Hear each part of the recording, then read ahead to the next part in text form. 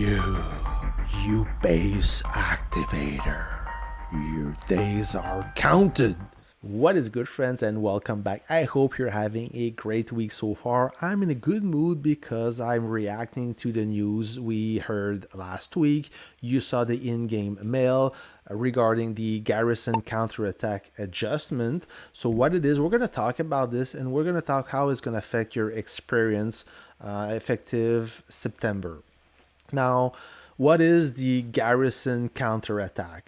Well, when your base is under attack, what happened? So your base return fire to the enemy every time your base is under attack or every time that somebody attack your troop close to your base. If it's within range, up to 4 to 5 grids depending of which tech you have. So this is a natural way to defend yourself, which is effective as the garrison damage is enhanced with some tech as well. So it slaps pretty hard, and when the base is active, you have to get the hell out of dodge, wait until it cools down, then you can siege the base again. So you know how much time it takes to cool down, you can adjust accordingly, and I think it's well made.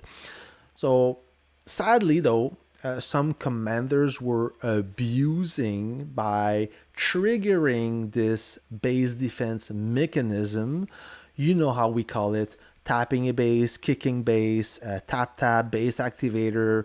The enemy's friend would attack the base on purpose to trigger this mechanism. So it was not a defensive move anymore. It was almost an offensive action to just make your life miserable. I'm not going to go in depth with that. You know how it works. If it doesn't, then you must be new to the game. I admit, I've used it before a few times. I'm sure you did. Everybody did. So let's not play games here. We know it happened quite often. Now, the problem is some alliances were abusing this system. They were not using it in a tough moment. You know, you're in a conquest and you are under attack at a very bad time where you have no activity, you're barely surviving, your team is overrun, many villages on fire, and the enemy has no intention to slow down. You're on your last jump, you have about no reserves, and you're looking for a solution so you can buy enough time until the activity picks up. So what is your last resort solution? You contact your allies, you drop the peace treaty, and you ask them to activate your base until the situation gets regulated and everything goes back to normal. You sign the peace treaty again, life goes on, right? That's how it worked back in the days. But like I said, some alliances, they enter a conquest. They know for a fact that they will lose that conquest. They refuse to accept their fate. So they will deny you any fun that by making your life miserable, and they will abuse this mechanic from the very first day until the very last just to retaliate on you. Okay, and this is not how Warpath is supposed to be. Okay, you have to accept defeat. I understand that there's no right or wrong way to play the game, but it's because of those players abusing that we cannot have good things. So Lilith said enough is enough. We're gonna fix this mechanic and the way they did it is quite clever and yet so simple. So effective September, what's gonna happen is only the team triggering the base to activate the defense will be affected by the base garrison counterattack, not your team. So you could be sieging the base or surrounding the base. If somebody outside your alliance activate that specific base, you will not get a counterattack by the base defense, which is great. It was so simple, and honestly, I think it's supposed to be this way. Okay, so nobody else will be able to interfere by sieging a base. But let's face it, the base activation alone was manageable. You could get good at it and adapt to it with some experience. But with the introduction of the surprise attack, which by itself is also manageable, I have nothing against the surprise attack.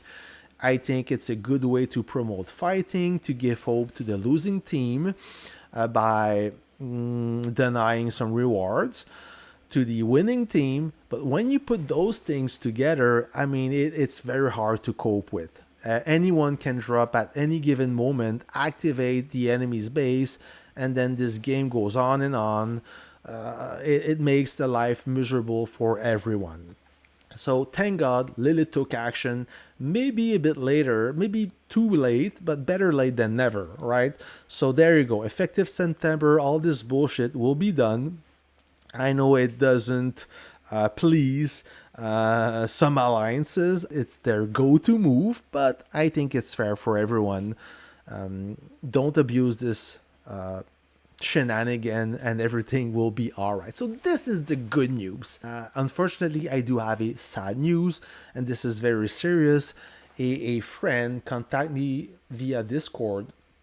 I don't know the individual. There is a player called SES 1094 is in the Alliance W73 from server 73. I will read the mail for you. It's quite touching. I will put it up on screen as well so you can read it.